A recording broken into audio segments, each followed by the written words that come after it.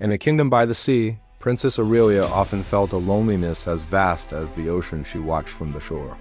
The waves whispered secrets she longed to understand, and her heart yearned for a friend who truly saw her, not just her crown. One day, as the sun dipped below the horizon, painting the sky in shades of orange and pink, a splash broke the gentle rhythm of the waves. A head of shimmering sea-green hair emerged, followed by eyes the color of deep ocean jewels. It was Coralia, a mermaid, drawn by the sight of the lonely figure on the sand. Their first meeting was a mix of shock and wonder. A human and a mermaid, two worlds apart, yet in that shared glance, a spark of connection was lit. They began to meet in secret at their special cove, where the land met the sea. Aurelia would bring treasures from her world-polished stones, vibrant flowers and stories of bustling markets and grand balls. She spoke of the weight of her royal duties and the ache for freedom. In return, Coralia would describe the breathtaking beauty of her underwater home. Gardens of glowing coral, schools of fish that shimmered like scattered gems, and melodies sung by whales in the deep. She'd bring Aurelia pearls that glowed with an inner light and shells that echoed the ocean's song. Their friendship became a bridge between two worlds, a sanctuary where a princess and a mermaid could simply be Aurelia and Coralia. Their bond grew so strong that they yearned to share each other's lives completely. Aurelia dreamed of swimming through coral castles with Coralia, and Coralia longed to walk beside Aurelia through the royal gardens. This deep desire, this whispered wish, did not go unheard. In the darkest trenches of the ocean, a cunning sea witch, whose heart was as cold as the abyss she inhabited, sensed their powerful connection. She saw their friendship not as a beautiful bond, but as a tool to be twisted for her own gain. Her spies, shadowy eels with eyes like beads of obsidian, confirmed the rumors of the mermaid who consorted with a human princess. A wicked plan began to form in the witch's mind, a plan to shatter their friendship and seize power for herself. One evening, as Coralia lamented her inability to walk on land, a shadowy figure appeared before her. It was the sea witch, her voice a sickly sweet poison. She offered Coralia a deal, a shimmering potion that would grant her human legs. The price? Coralia's most prized possession. Her enchanting singing voice, the very essence of her mermaid spirit. The witch claimed it was a small sacrifice for a lifetime of happiness with her friend.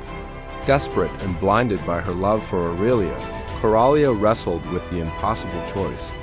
Meanwhile, in the castle high above, Princess Aurelia faced her own heartbreak. Her father, the king, announced her betrothal to a prince from a distant land. It was a political alliance, a duty she was expected to fulfill for the good of her kingdom, but it felt like a cage closing around her heart.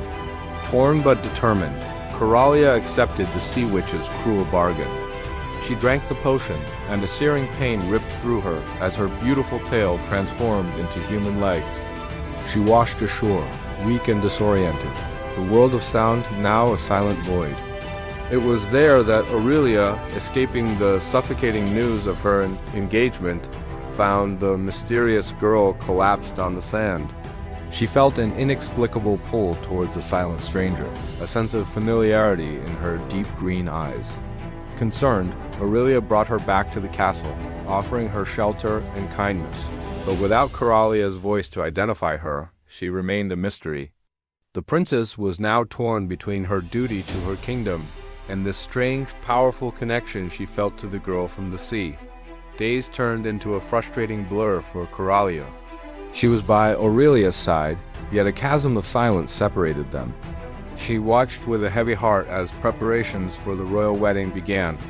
Using gestures and frantic drawings, she tried desperately to communicate, to warn Aurelia of the sea witch's treachery. She knew the witch's plan was not just about stealing her voice. It was about destroying the peace between the land and the sea. Aurelia, confused but patient, tried to understand the silent girl's desperate attempts to communicate.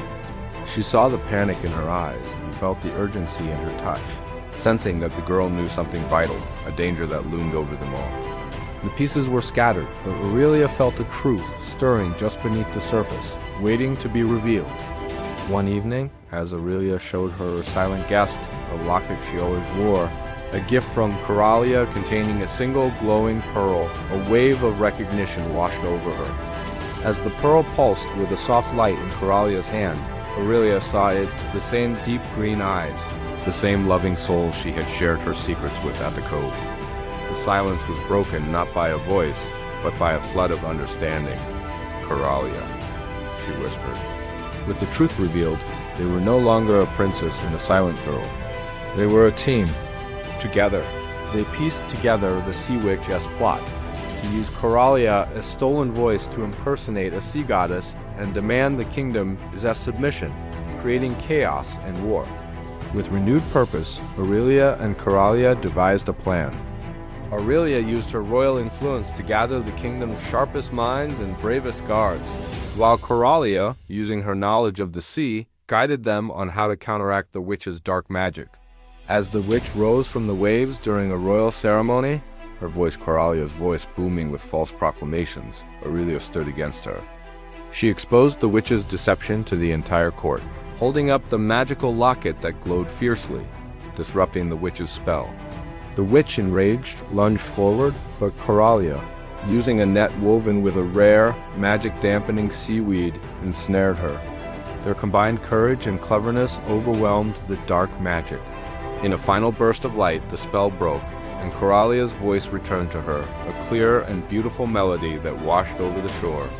Defeated and powerless, the sea witch was banished to the deepest trench, her dark ambitions thwarted. The king, witnessing the incredible bravery of his daughter and her mermaid friend, was deeply moved. He saw that true alliances are built not on forced contracts, but on trust, respect, and friendship. He called off the arranged marriage and instead proposed a pact of peace and cooperation with Coralia's underwater kingdom. Aurelia and Coralia's unbreakable bond had done more than save a kingdom. It had bridged the divide between land and sea. Their story became a legend, a testament to the power of friendship, proving that love and courage can overcome any barrier, creating a new era of harmony for all. Thank you so much for watching this incredible story of friendship and bravery. If you enjoyed this tale, don't forget to like, subscribe, and hit that notification bell so you don't miss our next adventure. See you next time.